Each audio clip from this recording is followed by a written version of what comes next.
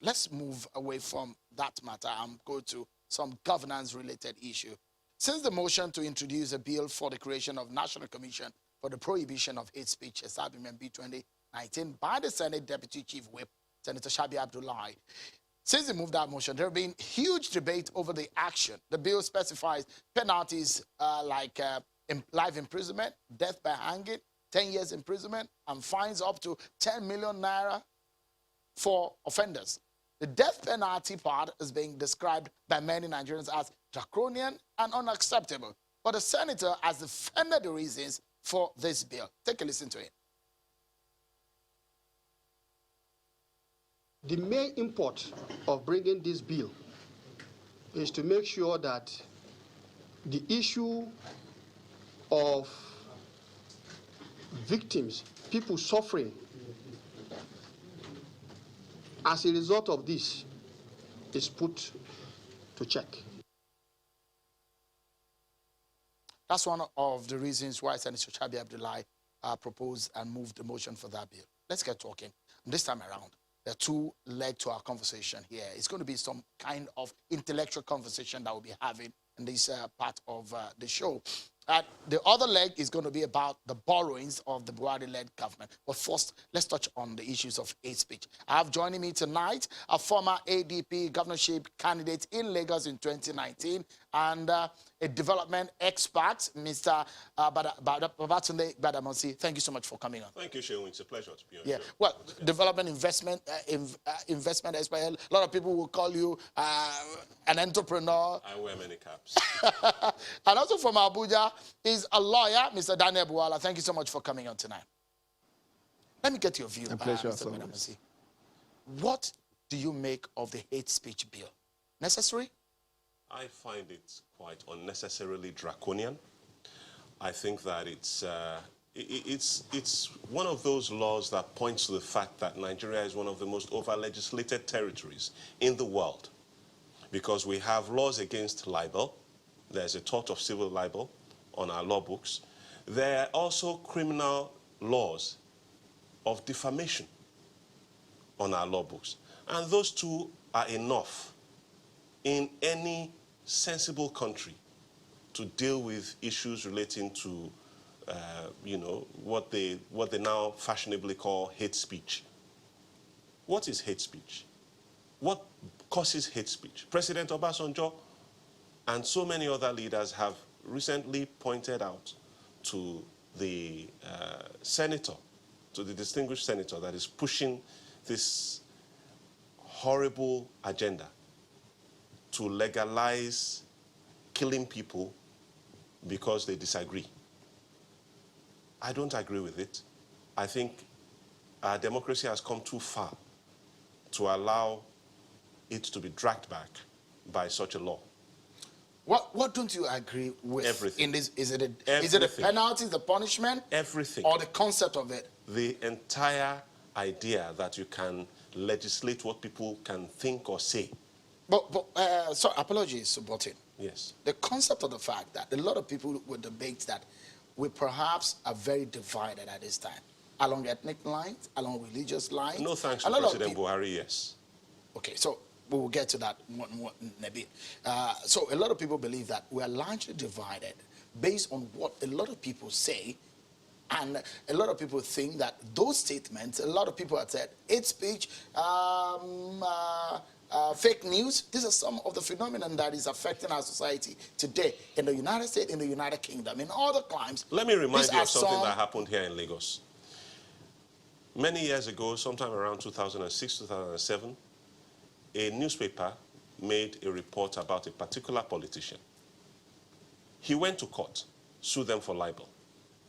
And from the libel proceedings, criminal prosecution arose, and the man was sent to jail. A few years later, the Supreme Court found him not to be guilty of the charges that had been brought against him. But the point I'm making here is, when he saw that there had been a libel against his name, he went to court. He sought to prove his innocence and to prove that the publication did him wrong. And that is what libel laws are there for. That is what the law of defamation A lot of is the there for. senator is saying that the issue should of be more hate speech focused. has gone beyond libel. Hate speech does not affect the ability of the average Nigerian to feed. And I tell you, today, the average Nigerian is hungry. You think hate speech is not part of our problem? Hate speech is not our problem. Our problem is hunger. Our problem is poverty. And the senator should kindly just focus on bills to end hunger and poverty. And what are the things that are driving hunger and poverty? Corruption is the main one. Let them file death penalty. Let them file a law with a death penalty for corruption, as they do in China. The China that they so, quickly quote, like the first lady the other day, quoted China and said, well, China can control 1.3 billion people. Why can't Nigeria control 180 million people? Well, China provides for 1.3 billion people, provides free education for them, provides free healthcare for them. Okay? What does Nigeria provide for its people that is seeking to control them? China beheads people who steal public funds. So Nigeria should do that too. Yes. Is that what you're saying? That is what I'm saying. Nigeria If should go for the anybody head is of found with their hand in the cookie jar, they should be dealt with. Let's talk to the lawyer, Mr. Bwala. What are your views? Mr. Gbadamosi is saying, look, if you steal Nigeria money, you should be killed. Is that right? Well, thank you for having me. There is nothing bad in criminalizing corruption to the point of capital punishment if corruption is of a nature that has destroyed or is destroying a country like ours. I don't have a problem with that. But let me give you a perspective. First of all, I disagree with the point he said that hate speech is not a problem, but hunger is a problem. No, hate speech is a problem. The only thing is that the solution to hate speech already exists in extant laws in the country. Therefore, there is no need for enactment of another act to call it hate speech. That is the reason why, even in the advanced countries you like mentioning, it is still an ongoing discussion. But none of these countries have been able, as at least America, France, and England, none of them has been able to have an enactment called hate speech because, number one, if it's in England, it already exists, hate crimes in Public Order Act and some other laws, Racial Act and Discrimination Act and all of that. If it's in America, that one is even worse for people who are promoting that because the court in America maintain that the right of the American citizen to free speech cannot be derogated. But let me tell you the perspective. And this is where, in my view, the lawmaker is having it. He got it all wrong. They are looking at the users of online platforms such as Facebook, Twitter, Instagram, LinkedIn, and all of that. And they want to pass a law in their view that will stop the incitement, through these platforms. Right now, there is an ongoing conversation in the world as to whether, in fact, the social media service providers are infringing on the right of the users because of the manipulation of the algorithm. If you go to Facebook now and you click on Russell and Bromley's shoe by mistake, you discover all other social media platforms you go to Instagram, anywhere, you will see a pop-up ad from there. Why? Because when you register with Facebook and you agree to the terms, you also agree that your privacy will be submitted to third-party users for commercial purposes. And so these people, when you go online, study your habit, the things you solve, the information you consume and all of that, and then tailor information that is zeroed to your needs. So the argument in the world is that the providers of these services are not allowing the users to have comprehensive access to any information, but they limit them to a particular information. And so those ones that build conspiracy theories are able to then push in hate crimes and hate speech issues that has now infringed on the right of the user. So Mr. Bwala, what is this year? Hold on. What is of concern to a lot of Nigerians is perhaps the timing. There is a social media bit, there is a hate speech, and a lot of people are looking at perceived imprints from the executive. For example, when you hear the Minister of Information say the social media bill must come and it must happen. And so a lot of people who are fighting it are saying that all of these are to muzzle, allegedly to muzzle dissent, voices of dissent, and also opposition. Is it the timing wrong? Is it looking like the body language of the government of the day is against dissent voices? No, it's not about the timing. Until you can give or strengthen the already existing laws that would deal with hate crimes that are contained there. If, for example, you want to bring in a fresh legislation that you're going to call it hate speech, you must be careful to decipher the difference between suppressing that free speech and one protecting the right for people to express themselves. Let me tell you this, Sheun. It is constitutionally guaranteed that when the people come together, if you look at the preamble, we the people, when they submit their rights to authority, and the authorities who are the lawmakers are to administer the country, one of the blessings that the Constitution gives to them is their right to hold the government to account. They don't do it by sword and guns and bombs. They do it through expression, in electronic, through verbal, or in a print form. And so when you say that somebody expressing his dissatisfaction over an area of governance or any method of governance amounts to hate speech, then you are fundamentally bridging the fundamental fabric of democracy. You see, what distinguishes between tyranny and dictatorship and democracy is that freedom of speech, thought, and expression is guaranteed and protected. In fact, Mr. Bwala, just hold the thought for a moment. I will come back to Lagos, but we need to take this break. I said earlier, there are very important two issues that we need to talk about: the hate speech and the borrowing of the federal government, the plan to borrow more money. We take a moment, and when we come back, we look at the plans of the federal government to borrow more money, the Buhari borrowing agenda. Is it right? Is it wrong?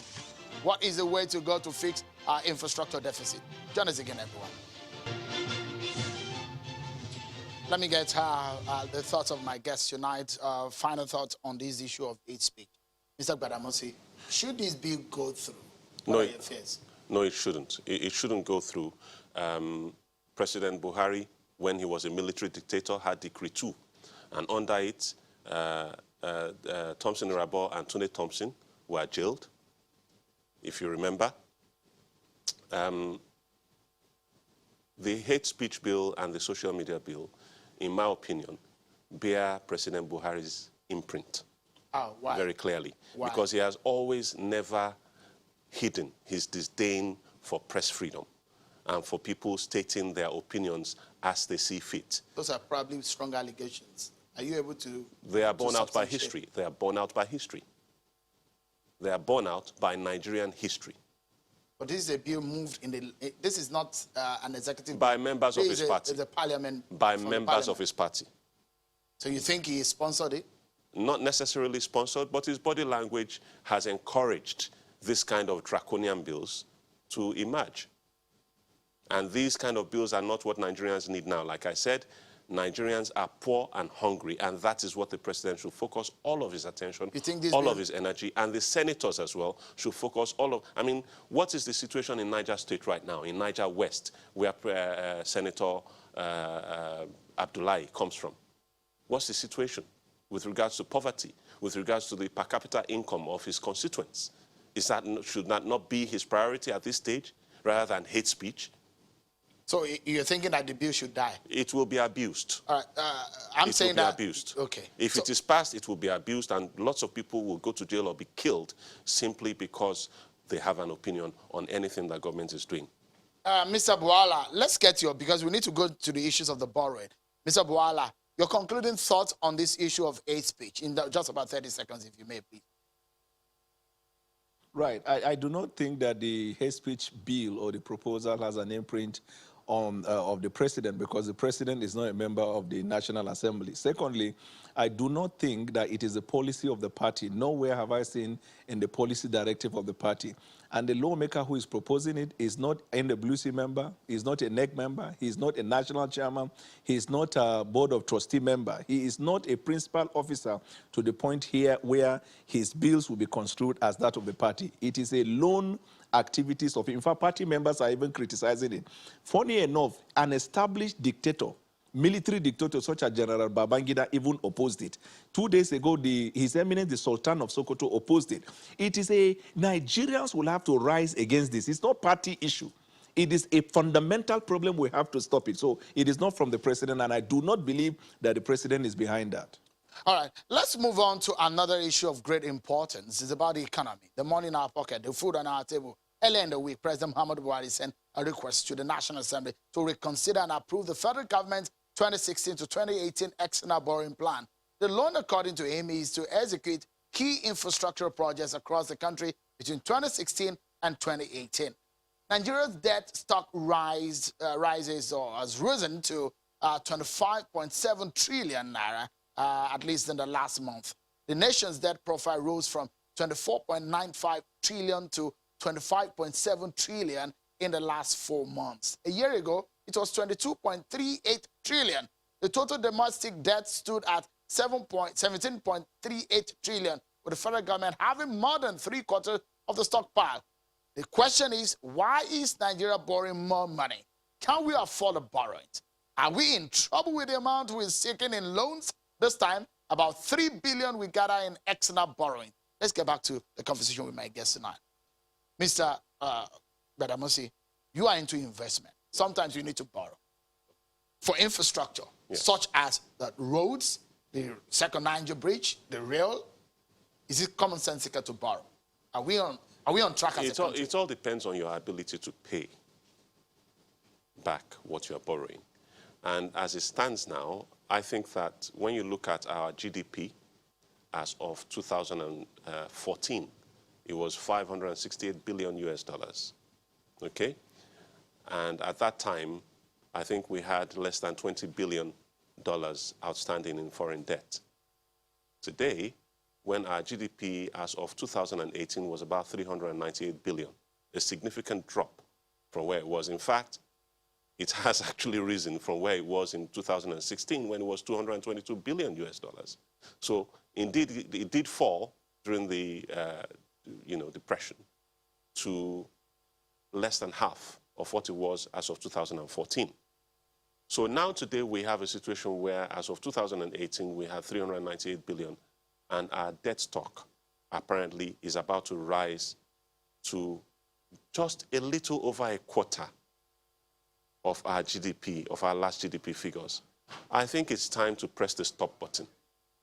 I think we need to just pause for a second and take a look again at our finances, take a look at the world oil market, where it's going, because prices are declining.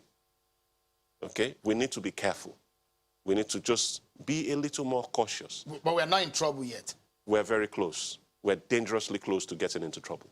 How do you do it then? Because when you have a revenue crisis or revenue problem, your revenue is not as much as your growth and or required for your growth. Open up the economy.